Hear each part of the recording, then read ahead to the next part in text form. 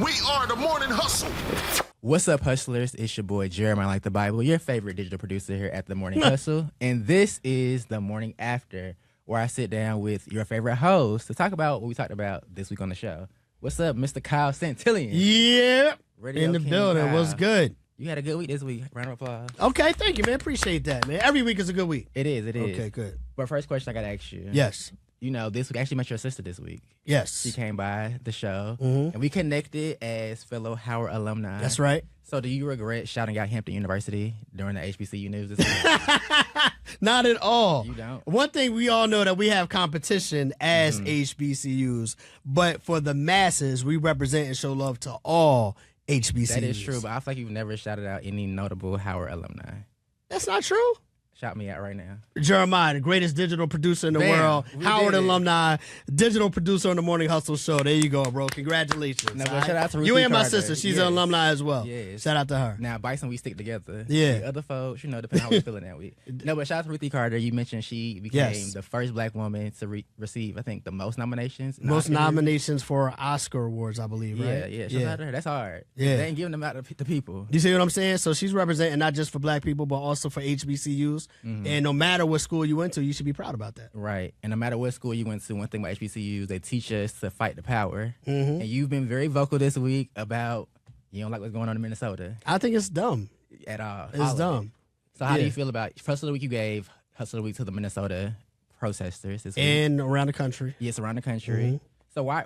I mean, I know why. Yeah. But why do you feel like you're just so like passionate about this whole thing with ICE on the ground? So here's my terrorizing thing, right? communities? I know a lot of people are looking at it like an immigration issue, and I promise you, I don't believe that it's an immigration issue. Right. I think the immigration issue is an excuse for this presidency to do what they want to do. You know what I'm saying? And okay, yeah, maybe there might be a immigration problem that could be handled by doing it a little bit more strategically. Like, and people try to put up comparisons like, oh, well, Obama deported such and such amount of Right, people. right. It's not, people don't have a problem, in my opinion, we don't have a problem with deporting illegal people that are not supposed to be here if they are committing crimes and things of that nature.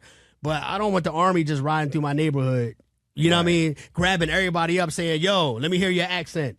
Oh, you look like you ain't from here. Well, you know what I mean? Like, it's how you go about things. You know what I'm saying? Like, nobody wants rapists and murders on the street. And they be trying to act like if you are against what's happening right now, then you support violent offenders. Right. No, I that's not the think- case, bro. But y'all, I watch y'all drive down my block looking for people in saw the front of video. my house. You see what I'm saying? So, like, no, I'm not with that. So it ain't really about whether or not we're sticking up for immigrants, to be honest with you. I think we're just standing up against the administration. Just giving slave catchers job. Just You feel me? saying. That's all I don't And they understand. will Like, snatch you minorities, up. like, why would you even take that job? Because they don't want you here neither. You're right. I mean, also you saw this week, we talked about it in news you can use. Centilly News. Yes. I was trying to flip the script with the recent murder they committed, and I was saying, like, you know, the guy was basically antagonizing us before, so to kind of justify their acts, but you're not falling for it. No, I was always told that with great power comes great responsibility. So if you are the person who has the most power in any situation, that also means you have to show the most restraint. You know what I mean? One man versus 5 agents. Who has the most power in that situation? You're right. You're right. The agents have the power. So no matter how irate this guy gets, he was never a threat to anybody's life. Therefore, he should have never died. You're right. Now, if you wanted to say he shouldn't have been acting like he was acting, okay, cool. Charge that man with vandalism. Right. You know what I mean? Charge that man with whatever. He could be arrested for laws that he may have broken, but that doesn't justify killing him. Yeah, I'm with you on that. I'm with you when you're right. Yeah. And this week he was right on that. Come on, one. talk about it. Now, there was some kind of, you know, mixed reviews about whether you're right about the whole J. Cole situation. I'm always right about that. I'm always right about that. You know, y'all got into a heated debate this week during the lowdown. Have your thoughts changed about the J. Cole situation, about whether or not he should have stepped out the beef, stayed in the beef? Was it a mistake?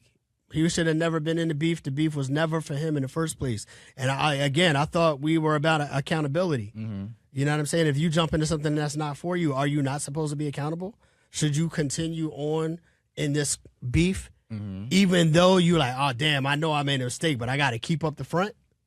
No, like Kendrick. The thing about it is him and Kendrick were cool. I literally just got done watching one video. You know, everybody's talking about the fight between J. Cole and Diddy. You're familiar with that, right? Yes, He talked about it on The documentary. the off-season album. There's a song where he talks about getting into a fight with Diddy. Diddy's on the song. I just saw a video where the guy was saying, and I don't know if this is true, but I'm gonna just put it out there. Like, the guy was saying, like, why y'all acting like he's scared to get into a battle with Kendrick?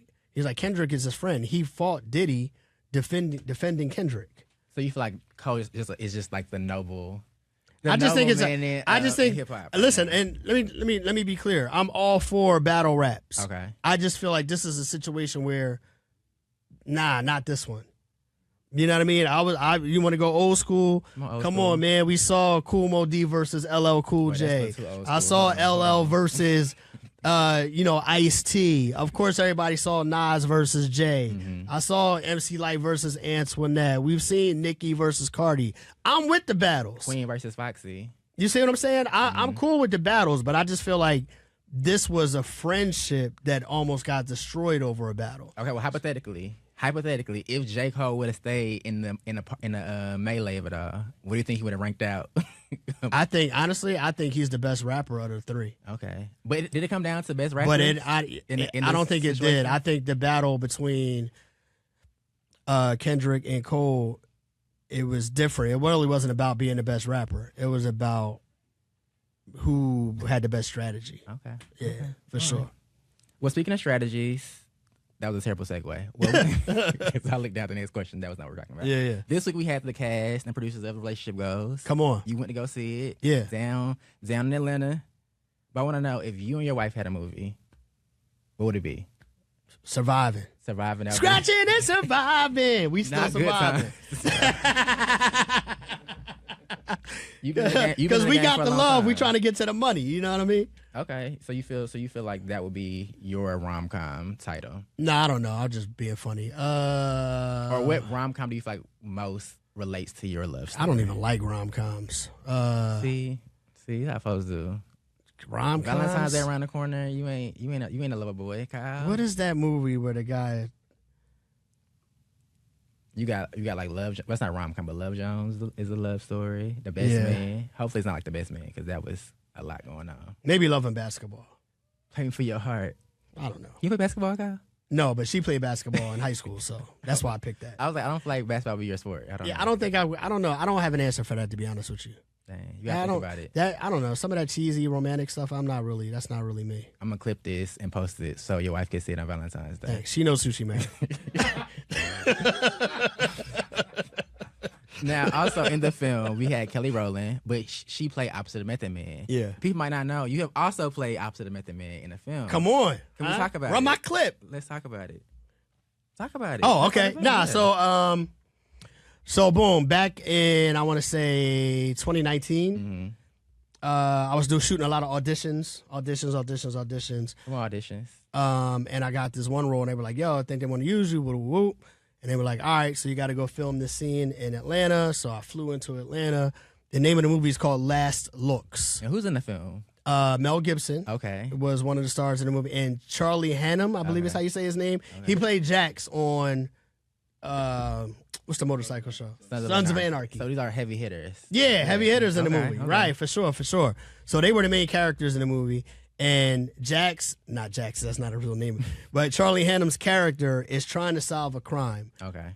And there's a scene where he's watching he sees a kid watching a YouTube video, and when he goes to look at the YouTube video, it gives him a clue as to the crime. Okay.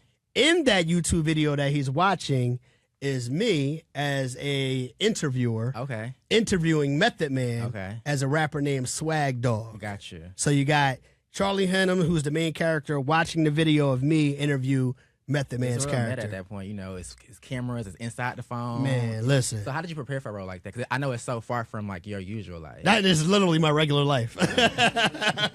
I don't know. At the end of the day, I wasn't really crazy. I just had to memorize these lines. Okay, you do it every day here at the Winter Hustle. It really wasn't that difficult. So it was like made for you. It was made for me. Yeah. Some would say they probably wrote the role for you. That's what they would say. God did. Who was that one guy? Kyle Santillan. We got to get him for this role. Yeah.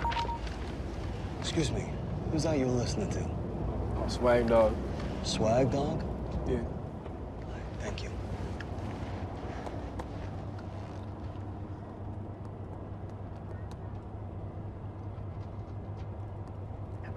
about it. It's all over social media.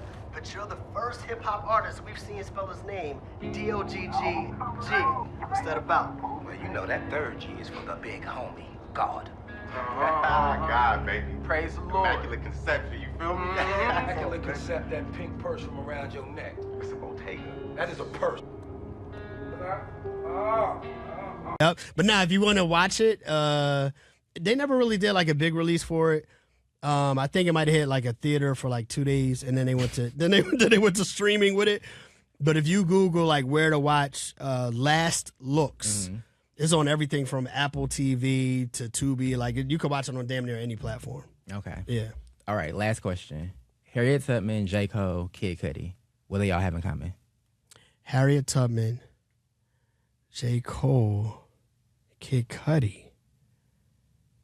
I don't know. Okay, so we know allegedly Kid Cudi had his car blown up by Diddy. Okay. We know J. Cole dropped that beef. And we know Harriet Tubman freed a lot of slaves. Is that a hint? That help you? Harriet Tubman would have saved Cassie from Diddy trying to blow up her car. I don't know what the connection you're trying to make. It's actually all their birthdays this week. So happy birthday to all those people. Happy birthday. Happy birthday. All That's right, what's y'all. up. That was the morning after interview here at That's the Morning it? Hustle. Yeah, that's I it. got more to say. I know. You got to wait to the show next week. So, who will drop by next week? Maybe it'll be Alton Walker, L'Oreal. Who knows? Who knows? So make sure you tune in every week to the morning after interview right here on the Morning Hustle YouTube and themorninghustle.com. Peace.